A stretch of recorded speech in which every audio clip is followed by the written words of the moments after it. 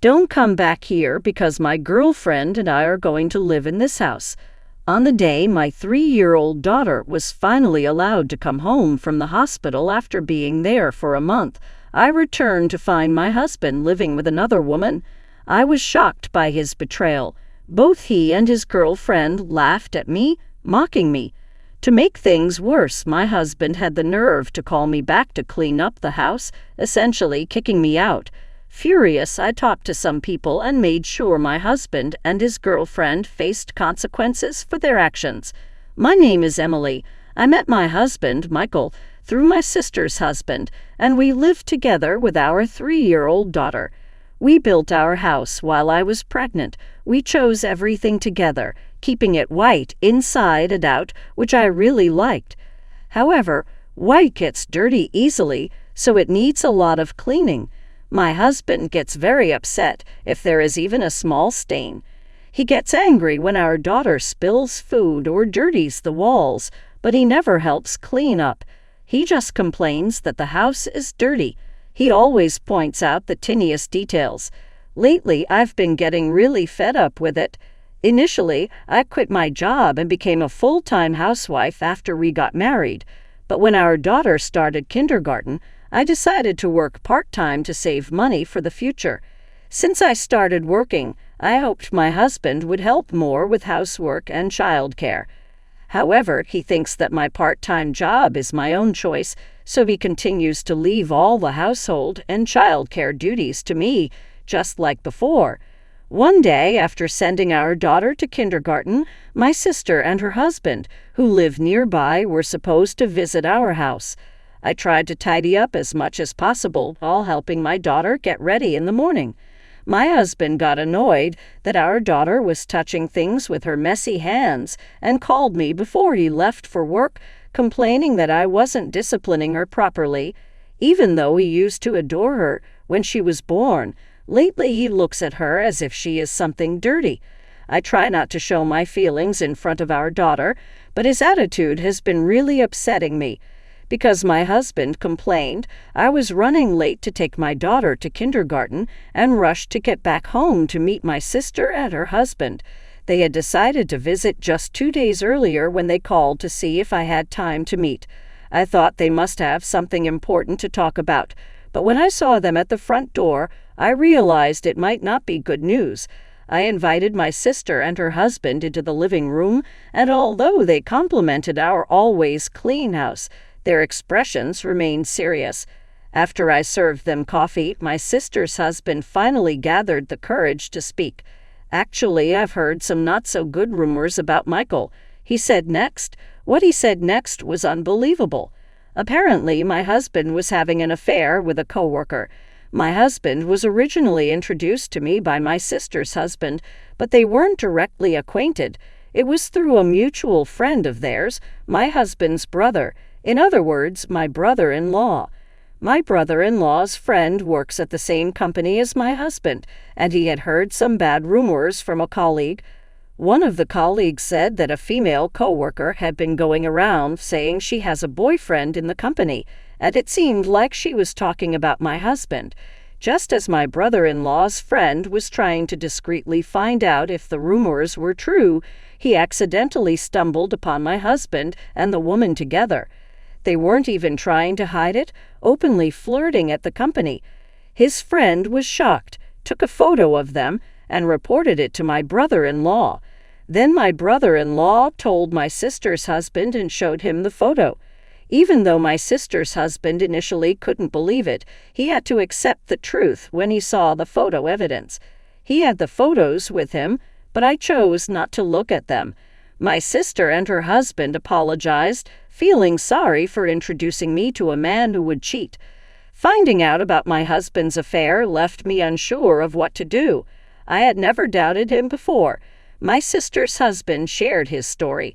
Most of all, I didn't want to take my daughter's father away from her, but I also couldn't bear the idea of being betrayed. Just as I was about to discuss next steps with my sister and her husband, my phone rang. It was the kindergarten informing me that my daughter had a high fever and needed to be picked up. It looks like my daughter is sick with a fever, so I needed to go pick her up. When I mentioned this, my sister and her husband, who had come by car, offered to come with me to get my daughter.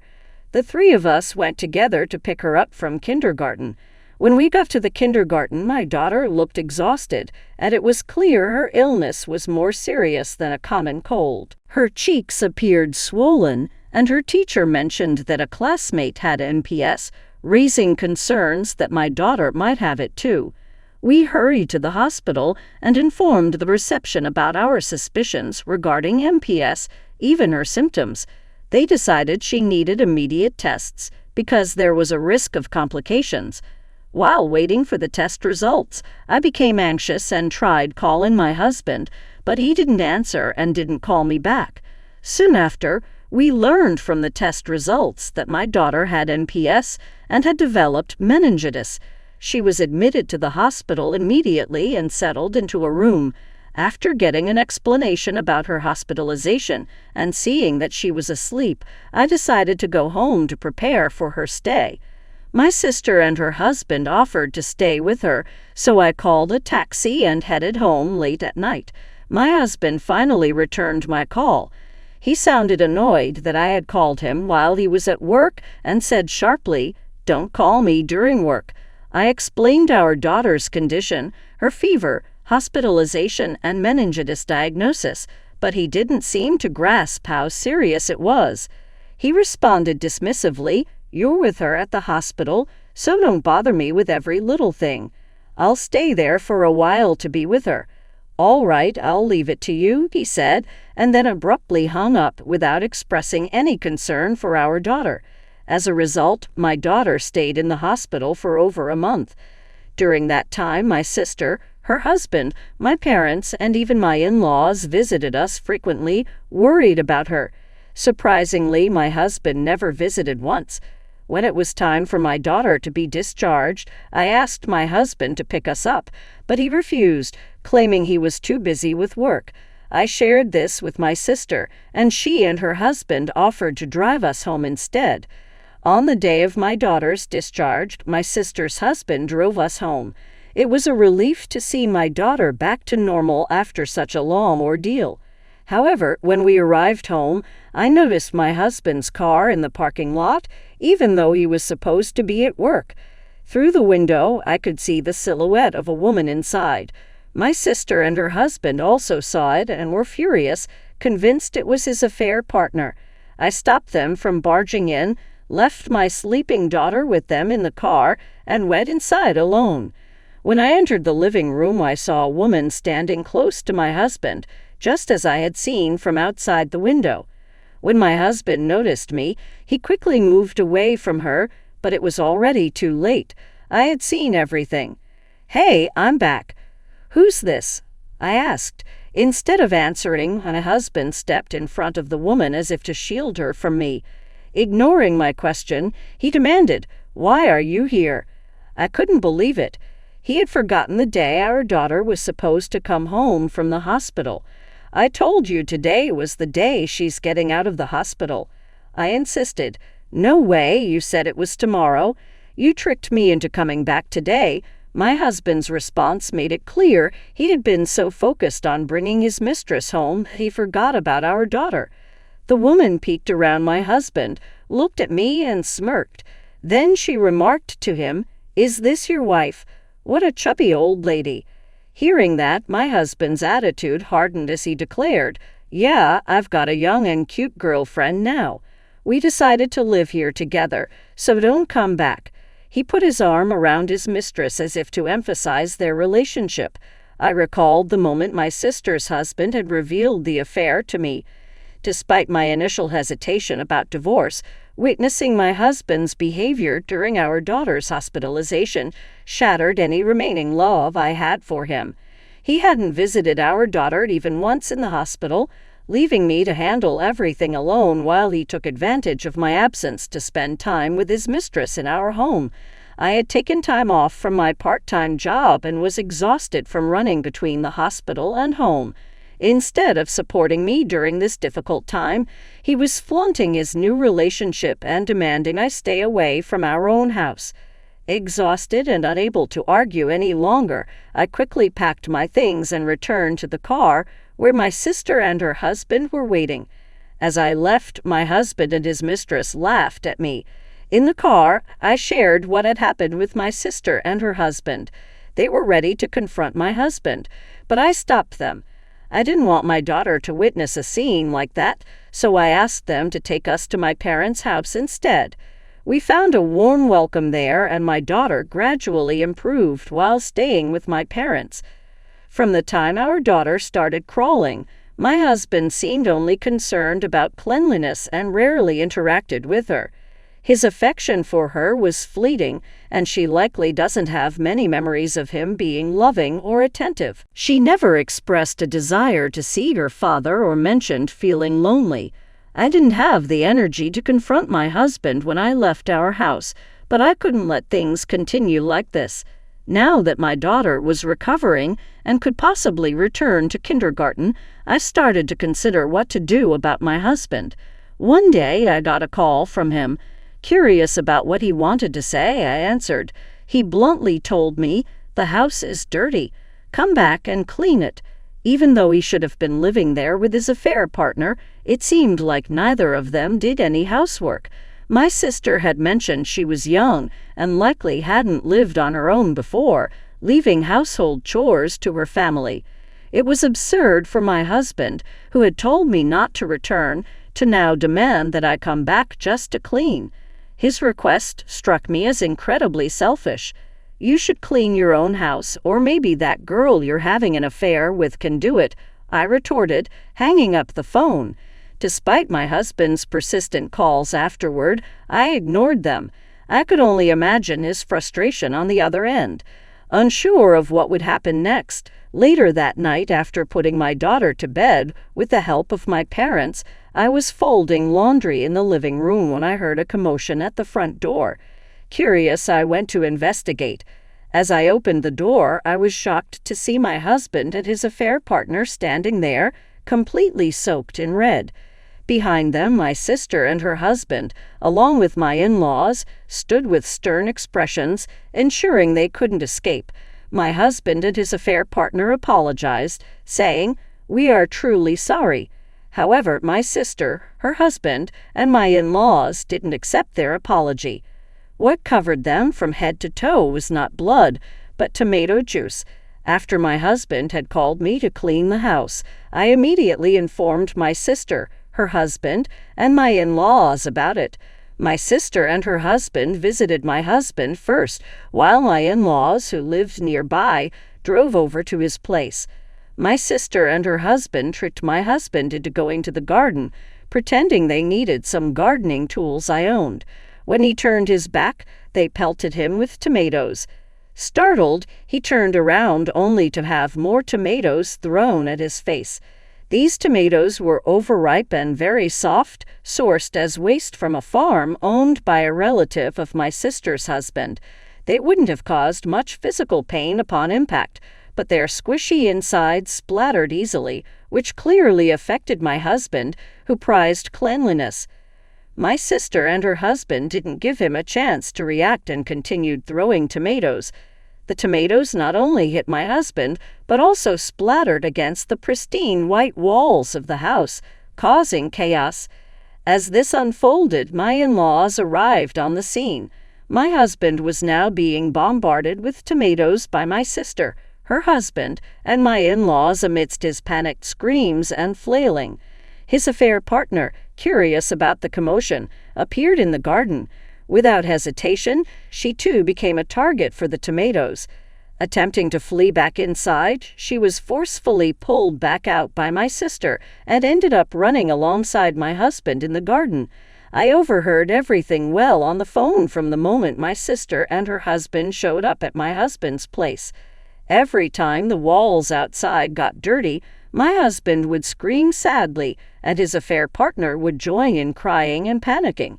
Eventually, my sister, her husband, and my in-laws threw all the tomatoes they had brought. By then, the two of them had calmed down completely. They were then walked to my parents' house nearby. Even though I can never forgive what my husband and his lover did, Hearing my husband's pitiful voice and the lover's cries made me feel a bit better. It was almost funny to see them both so desperate, apologizing to me. My sister's husband came up with this plan. After my daughter left the hospital, I began to doubt my husband's behavior during her stay. I decided to set up the baby monitor we used when she was little in our bedroom. I suspected that if my sister's husband was right, my husband might have been bringing his lover to our house while our daughter and I were away. I was anxious that the hidden baby monitor, concealed near a house plant, would be discovered at any moment. Fortunately, neither my husband nor his lover found it, and it captured everything they did. Since the day my daughter was in the hospital, it seemed like my husband was living with his lover at our house part-time. Each time I returned home, I saw the recorded footage as proof. After my daughter left the hospital and I confirmed my husband's affair, I confided in my sister and her husband about the video evidence and sought their advice on what to do next. They suggested involving my in-laws first. My in-laws live about a 30-minute drive away and are usually calm people, unlike my husband, who often gets angry. So, with my sister and her husband, I took the evidence to my in-laws' house. At first, they found it hard to believe that their son could cheat. However, when we showed them the footage, they saw undeniable proof of my husband being intimate with his lover. They had no choice but to believe me. What's worse, my husband was heard saying hurtful things about our daughter, like how she just makes a mess and isn't cute at all, and that he wanted to throw both her and me out. This revelation made my in-laws furious. They wanted to confront my husband immediately, but my sister, her husband, and I convinced them to hold off for the moment. When my husband found out I knew about the affair, he became defiant. We didn't want to give in to his wishes for a quick divorce, so we discussed with my in-laws how to come up with a fitting punishment. Seeing evidence on the video, my in-laws were also deeply hurt and immediately agreed to our plan. After brainstorming together, we decided on a unique punishment: throwing tomatoes at him. This idea came from my sister's husband, who had studied in Spain and was inspired by the tomato festival there. We thought it would be satisfying because my husband dislikes getting dirty and throwing tomatoes wouldn't cause any harm. It was also convenient timing since my sister's husband's relatives, who are farmers, had an excess of tomatoes that were going to be discarded. Initially, I was taken aback by the unusual idea, but I soon realized that simply throwing tomatoes wouldn't suffice. I felt my husband deserved to experience some discomfort from being hit by tomatoes, so I agreed to the plan. My sister, her husband, and my in-laws were all set to carry it out. I wanted to join in throwing tomatoes at my husband as well, but I was still concerned about my daughter's well-being and couldn't leave my parents' house. Additionally, my sister and her husband felt guilty for introducing me to my husband, and my in-laws felt responsible for how they raised their son. It was decided that the four of them would proceed with the plan without me. I made sure they promised to do it outside the house, not inside. Despite my disappointment at not being able to throw tomatoes myself, witnessing my husband and his lover in such a pitiful state thanks to my family was oddly satisfying. I had already informed my parents about my husband's affair, so when they were brought to my parents' house, they were visibly uneasy. I threw the divorce papers at my husband without looking him in the eye and said firmly, "Let's get divorced. I have all the evidence of your affair. You'll also need to pay child support." Upon hearing the mention of child support, the lover reacted with disbelief. It seemed she had been imagining marrying my husband, becoming a housewife, and living comfortably. Realizing that child support payments could burden her financially, she began denying any involvement, claiming, "I have nothing to do with this man." That's when I mentioned the footage from the baby monitor. At this point, the lover argued that it was an invasion of privacy, and my husband backed her up, threatening legal action against me. However, my in-laws, along with my sister and her husband, scolded them harshly. Still shaking from the tomato incident, both of them fell silent quickly. When I reiterated to my husband that he needed to agree to the divorce, he reluctantly began to complain. "I've been supporting you all this time, and as a housewife, you should obey your husband. You can't even clean properly. You were a useless wife," my husband sarcastically remarked, mocking the idea of a part-time working mother being able to support herself. However, there was a reason why I decided to return to my parents' house. This time, it wasn't just because my parents and my sister and her husband welcomed me back, but also because I was offered a full-time position at my part-time job. When I informed my husband about this opportunity, he clicked his tongue in frustration. That's when I made it clear to him that my daughter and I would never return to that house again.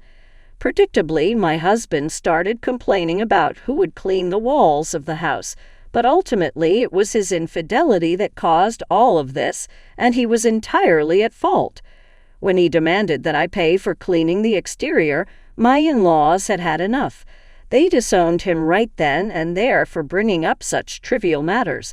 At this point, after being disowned by my in-laws, my husband unexpectedly proposed to his mistress, covered in tomato and feeling humiliated. She had lost all affection for him, and the idea of paying child support added to her rejection. She bluntly told my husband, "I'm not interested in a man without money," leaving him stunned. Under our stern gazes, my husband reluctantly agreed to our divorce. We informed them that we would continue discussions through our lawyers and then sent my husband and his mistress away. I'm not sure what they discussed on their way back, but apparently they ended up angrily arguing and parted ways, cursing each other out. Afterwards, my husband ended up living alone in our house, struggling to manage the mortgage and child support payments on his own. He tried seeking help from his brother, but was coldly turned away and cut off from his family. Now he had no one left to rely on. Meanwhile, the mistress faced repercussions from the rumors about her relationship with my husband. She ended up quitting her job, and when her affair was discovered by her parents, they disowned her just like my husband's family did to him. She was kicked out of her parents' home and now lives in a cheap, run-down apartment. During the day, she works part-time, and at night, she works in a nightclub to make ends meet. My sister once spotted the mistress working at a store's register and remarked how much weight she had lost and how aged she looked, despite being in her early 20s. It's heartbreaking to think about how a single mistake could dramatically alter someone's life and rob them of so many potentially happy moments. As for me, I've started working full-time with the support of my parents, sister, and her husband who welcomed me back to their home. It's challenging at times, but I'm beginning to feel a sense of achievement as I take on more responsibilities at work. My daughter has settled into living with my parents and is thriving each day. When we lived with my husband, she struggled to get along with adult men, likely due to his yelling. Now she's gradually overcoming that thanks to the kindness shown by my sister's husband and my father. Surrounded by a caring family, my daughter and I are now enjoying a peaceful and happy life.